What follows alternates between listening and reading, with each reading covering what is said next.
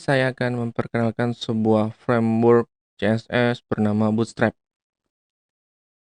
Nah, Bootstrap adalah sebuah framework yang digunakan untuk membuat desain atau layout pada halaman berbasis web.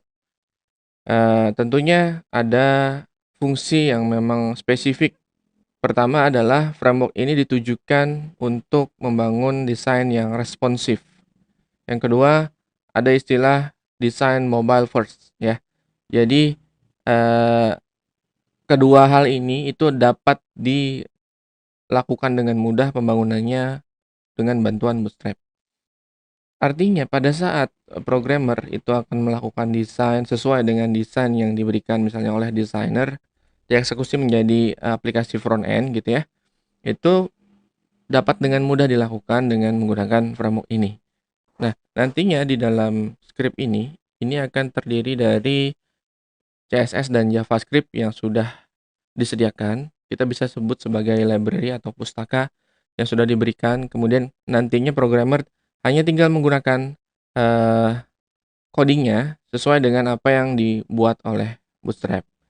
Bootstrap sudah menyediakan kelas-kelasnya yang bisa dimanfaatkan oleh programmer untuk sebuah kondisi tertentu. Bagaimana cara instalasinya? Kita akan mencoba saat ini. Yang pertama adalah teman-teman silakan buka websitenya di getbootstrap.com. Kemudian kunjungi tombol download di sebelah kanan atas ya.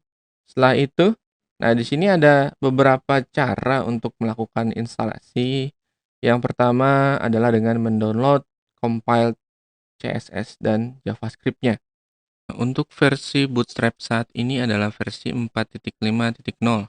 Sebenarnya saat ini sudah dikembangkan versi kelima, tetapi masih tahap uji coba dan belum dirilis. Oke. Nah, yang kedua adalah dengan kita download source file-nya. Apa maksudnya? Jika kita mendownload source file ini, dia adalah komponen-komponen yang lebih dalam lagi sebelum CSS dan JavaScript tersebut dilakukan compile. Sehingga kita bisa menggunakan source file-nya jika kita menginginkan mengubah style dari CSS-nya. Jadi ini bisa dilakukan. Kita bisa melakukan pengubahan atau manipulasi CSS-nya menggunakan compiler dari SISS atau auto prefixer. Nah, yang ketiga, cara instalasinya adalah kita gunakan Bootstrap CDN. CDN merupakan Content Delivery Network di mana source filenya itu diletakkan di server Bootstrap. Kemudian kita tinggal lampirkan URL di dalam link rel atau script nanti yang kita gunakan dalam HTML kita atau project kita. Sehingga kita langsung dapat menggunakannya tanpa melakukan download. Nah, tetapi untuk menggunakan instalasi dengan CDN itu wajib dengan internet. Artinya teman-teman harus dalam kondisi online. Berikutnya adalah instalasi menggunakan package manager. Mungkin teman-teman sudah kenalan dengan npm, yarn, ya, Ruby Gems, Composer, bahkan NuGet di .NET ya. Kalau di npm ini untuk Node.js dan Ruby misalnya ini untuk bahasa Ruby atau lingkungan pengembangan dengan bahasa Ruby. Nah, jika teman-teman sudah akrab dengan package manager ini, teman-teman bisa gunakan perintah-perintah yang ada di sini untuk melakukan instalasi. Setiap package manager memiliki perintah yang berbeda-beda, jadi tinggal disesuaikan saja dengan package manager yang digunakan. Oke, kita akan melakukan instalasi pada saat ini menggunakan yang paling sederhana, yaitu adalah melakukan download, compile CSS dan JavaScript-nya. Oke, kita langsung download saja. Klik tombol download ya di sini ya. Nanti akan mendownload file berupa zip ya. Nanti selanjutnya silakan teman-teman ekstrak.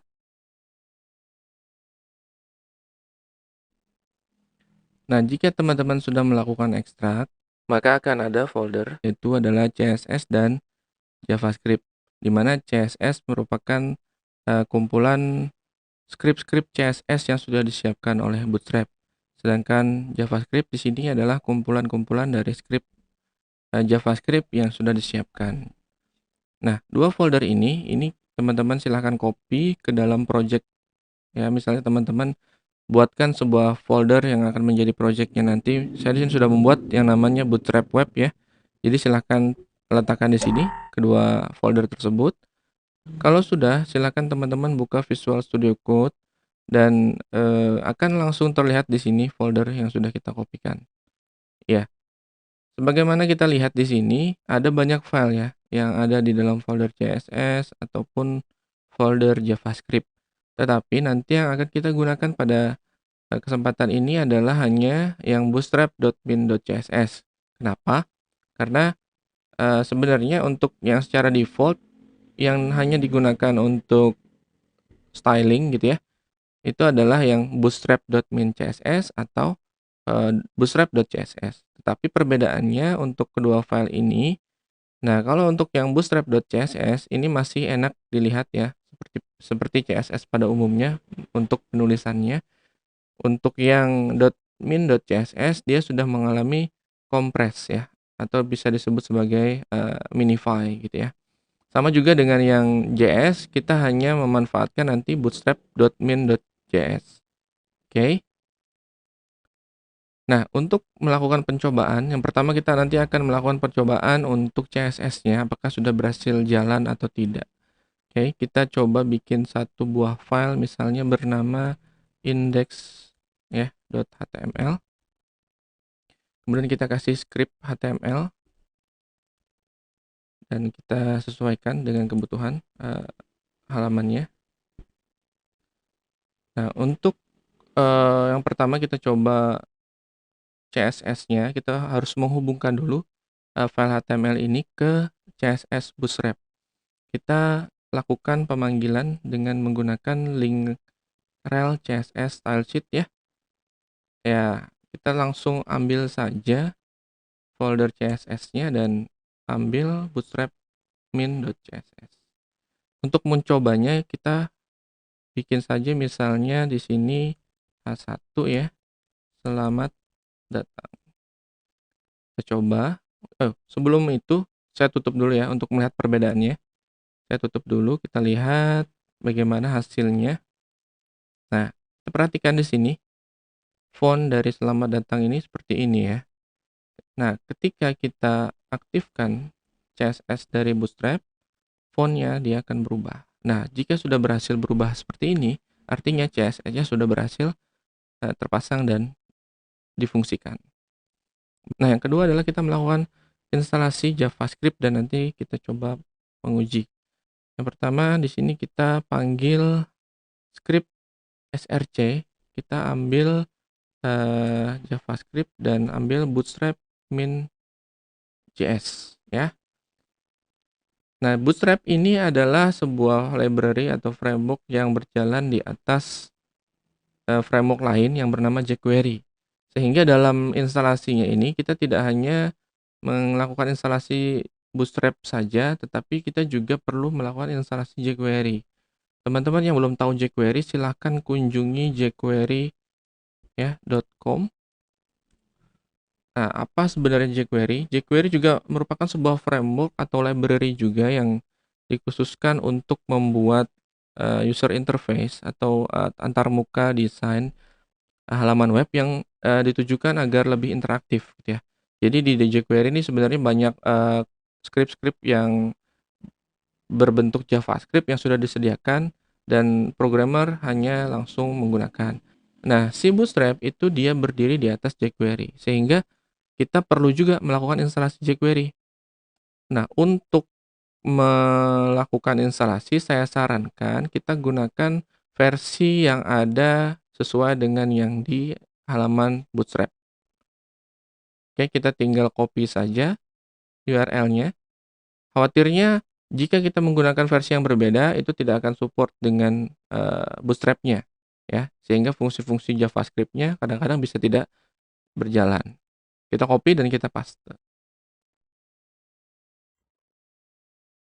Nah, ini adalah script jQuery yang kita kunjungi di URL tadi ya. Jadi, script ini nantinya akan kita letakkan, di dalam project ya. Ada 2 cara, yang pertama kita bisa langsung save page as untuk mendownload file JavaScript-nya, atau dengan cara yang kedua ya, saya akan demonstrasikan menggunakan cara yang kedua ya. Pertama kita copy namanya yang ada di URL, kemudian kita ke Visual Studio Code dan buat satu file di folder JavaScript bernama sesuai dengan yang kita copy tadi, kita paste di sini ya. Nah, setelah itu di dalam filenya ini kita letakkan script yang ada di halaman webnya. Kita Ctrl A saja dan kita copy. Setelah itu letakkan di sini. Nah, jangan lupa di save ya. Oke, kalau sudah, nah sekarang apa proses selanjutnya? Nah, proses selanjutnya ini adalah memasukkan jQuery ke HTML atau menghubungkan jQuery dengan HTML-nya. Kita bisa gunakan script ya. Ambil folder JS-nya dan file jQuery 351 slim min.js. Nah, posisi untuk meletakkan jQuery-nya ini disarankan di bagian atas daripada Bootstrap, karena Bootstrap ini dia berdiri atau bekerja di atas jQuery, sehingga kita perlu load dulu jQuery-nya ya. Karena kalau kita balik, ada satu kasus dulu pernah saya coba dan ada beberapa JavaScript yang tidak jalan gitu ya. Oke. Nah, untuk mencobanya kita kembali ke website Bootstrap, masuk ke documentation. Nah, kita cari satu komponen yang bernama navbar. Sini, navbar ya.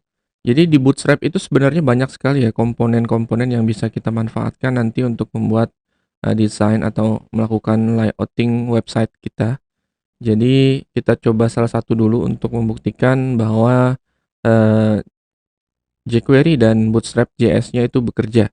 Nah, kita cari navbar, kemudian cari sebuah coding yang sederhana ya. Misalnya bagian ini ya, saya coba, saya copy.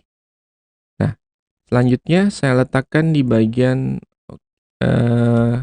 atas saja. Sini, di atas selamat datang. Kita copy. Nah, jangan lupa di save dan coba kita tampilkan di browser. Oke, jadi ini navbarnya ini sudah terlihat ya di bagian atas. Nah, tapi untuk memungsikan JavaScript-nya atau jQuery-nya juga harus kita buktikan dengan cara kita bisa inspect element ya. Kemudian ini ada toggle ya, hidupkan mode mobile-nya di bagian toggle device toolbar ya. Kita bisa melihat dari beberapa device. Nah, saat ini saya akan melihat dengan view menggunakan iPhone X ya. Nah, responsif di Bootstrap ini memungkinkan tampilannya ini langsung menyesuaikan sesuai dengan ukuran layar.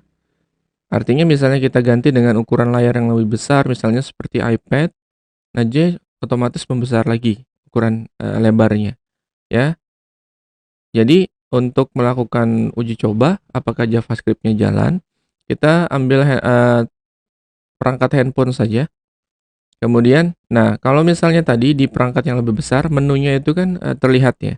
Tapi kalau di perangkat handphone, menunya ini disembunyikan. Sehingga untuk melihat menu, kita harus menekan tombol di bagian kanan atas ini. Nah, jadi jika tombol ini berhasil diklik dan muncul menu-menunya, artinya JavaScript dan jQuery-nya sudah bekerja. Artinya jQuery-nya support dengan Bootstrap ya. Kita coba.